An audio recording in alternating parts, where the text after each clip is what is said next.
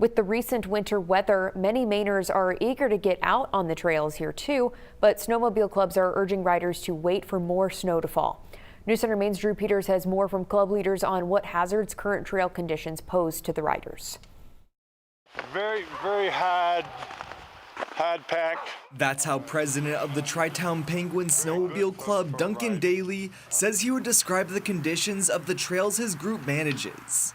It's really not even very good for riding. Which is why he and other snowmobile clubs throughout the state are urging riders to stay off the trails or use extreme caution if they insist on riding.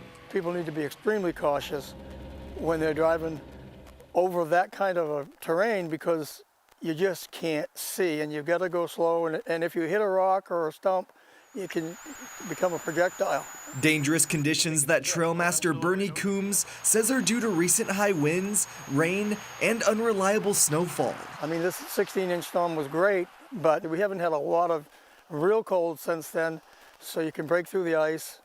You got to really know where you're riding and to stay on the trails. We're in that one step forward, two steps back situation where we had perfect conditions just a few days ago, and then rain came in. President of the Westbrook Trailblazers Snowmobile Club, Dan McCarthy, says the unpredictable conditions have even forced him to close his trails for now. We've had some water holes open up and stuff, and it really isn't safe. Not only to protect riders,